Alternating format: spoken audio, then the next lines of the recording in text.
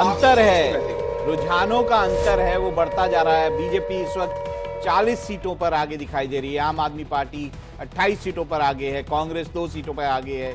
अगर ये रुझान जो हैं वो नतीजों में बदलते हैं तो साफ है कि बीजेपी जो है वो कंफर्टेबल मेजॉरिटी दिल्ली में हासिल है। 40 सीटों पर बीजेपी लीड कर रही है। नीलू जी कुछ कहना चाह रहे थे? ये बड़ा जो है अंतर अब बनता दिख रहा है। ये कुछ फासले ऐसे होते हैं जो एक बार क्रिएट हो जाएं तो बहुत मुश्किल से कम होते हैं। नीलू जी, अभी तक के काउंटिंग में हमने हर बार इस तरह से देखा है। देखिए, ये जो रुझान है ईवीएम के खुलने के बाद रुझान आया है, और ईवीएम के खुलने के बाद जो रुझान होता है वो माना जाता है 70 सीटों का रुझान आ चुका है, तो लगभग यही रहेगा। लेकिन मेरा ये मानना है नीरू जी, पर ये नहीं होता कि देखिए पॉकेट्स हैं अलग अलग, और पॉकेट्स के हिसाब से क्योंकि अलग अलग काउंटिंग सेंटर्स में काउंटिंग सेंटर्स में अलग अलग बूथ से ईवीएम आता है, तो अगर एक इलाके का ईवीएम आया है तो हो सकता है उसमें ज्यादा वोट जो है एक पार्टी को मिल रहे हैं, दूसरे इलाके का आएगा तो उसमें ज्यादा वोट जो है दूसरे जो है पार्टी को मिल रहे हैं। सपोज दैट अगर ओखला को ही ले लें, ओखला में एक तरफ सरिता विहार है, उधर के वोट्स कहीं और जा रहे हैं, एक तरफ शाहीन बाग है, उधर के वोट्स कहीं और जा रहे हैं, तो ये दो अलग अलग पॉकेट्स बन रहे हैं।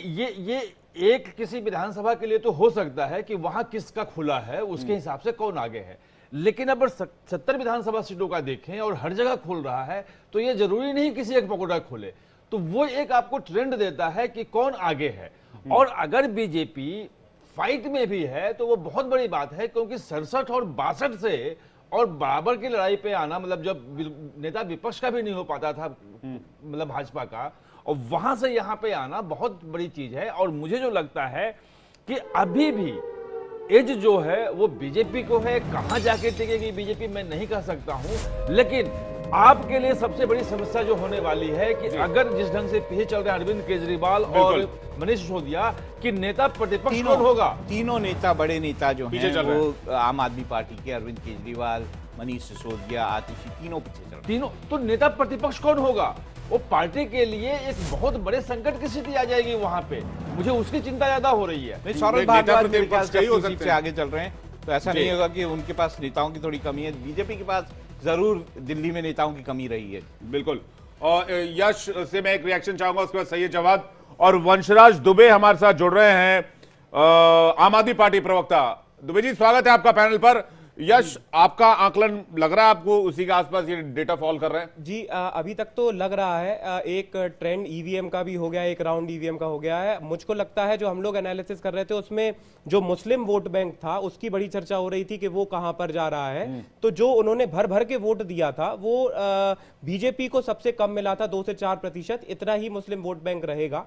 लेकिन यहां पर क्योंकि आम आदमी पार्टी 28 है, इस स्थिति में वो 34 से 35 होती। उसका कारण यह रहा है कि जहां जहां AIMIM या अन्य मुस्लिम कैंडिडेट्स उतरे हैं वहां उन वोट शेयर को जो है उन कैंडिडेट्स ने छीन लिया है, इसीलिए ये ट्रेंड दिख रहा है। 4 सीटों का यहां से भी अगर हम प्लस और माइनस मार्जिन लेके चलते हैं तो भी आम आदमी पार्टी कहीं ना कहीं 24 से 32 के आसपास पड़ रही है, और बीजेपी जो है 32 से 40 के आसपास पड़ रही है, जो कि इतना ही ट्रेंड जो है आगे जाके रहेगा। फिर भी समय बताएगा कि कितने टैली होती है। जी, सैयद जवाद जी बहुत मायूस से नजर आ रहे हैं। जवाद जी, अभी तक शायद मैं तो आपको मुस्कुराता हुए नजर आऊंगा। मैं मायूस नहीं होता, ठीक है, और ना कभी जो है निराश होता हो। उसका उदाहरण ये है कि जब देखिए क्या होता है, जब आप किसी एक मैदान में होते हैं, हार और जीत होती रहती है, लेकिन सबसे बड़ा बात यह है कि वो है ना, एक शेर के साथ करता हूं कि हुजूम देखकर रास्ता नहीं बदलते हम, किसी के डर से तकाजा नहीं बदलते हम, और 1000 जेरे रास्ता हो कांटों का तो चल पड़े हैं तो इरादा नहीं बदलते आप।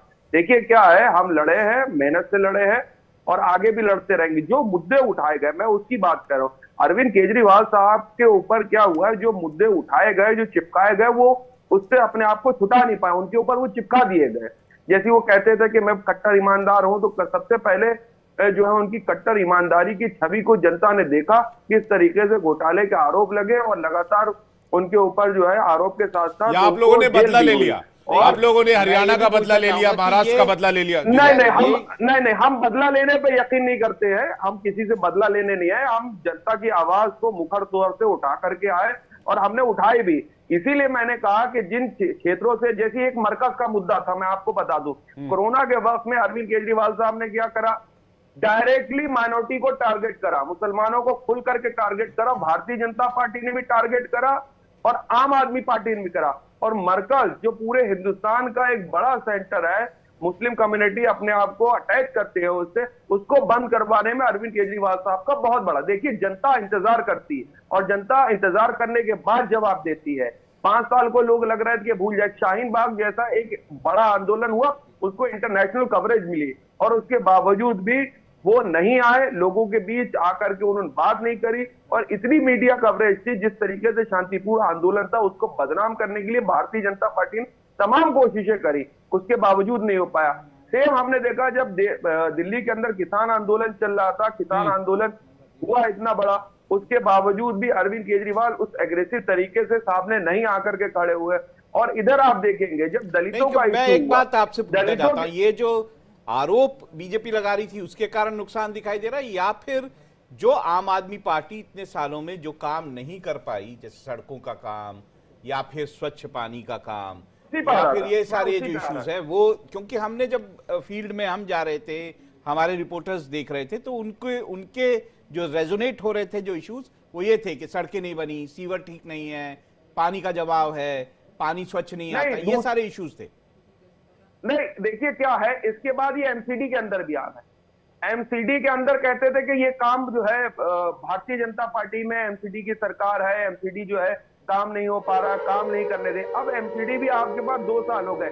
जिस तरीके से आप इलाके देखेंगे, दिल्ली हिंदुस्तान का दिल है जी, लेकिन बड़ी खबर आ रही है, सही जवाब आपको रोकना चाहेंगे। बड़ी खबर यह है कि आपके 4 बड़े नेता रुझानों में पीछे चल रहे हैं। बाबरपुर से आप प्रत्याशी गोपाल राय भी पीछे चल रहे हैं, कालका जी से आतिशी पीछे चल रही हैं, नई दिल्ली से केजरीवाल पीछे चल रहे हैं, जंगपुरा से सिसोदिया पीछे चल रहे हैं। 4 बड़े नेता जी जो हैं वो आम आदमी पार्टी के अभी तक के काउंटिंग में पीछे चल रहे हैं। नवीन हमारे साथ आम आदमी पार्टी दफ्तर से जुड़े हुए हैं, बात करनी चाहिए हमें। जी बिल्कुल नवीन, आम आदमी पार्टी दफ्तर पर क्या खबर है और क्या हालचाल? देखिए विवेक, अभी भी आम आदमी पार्टी जीत को लेकर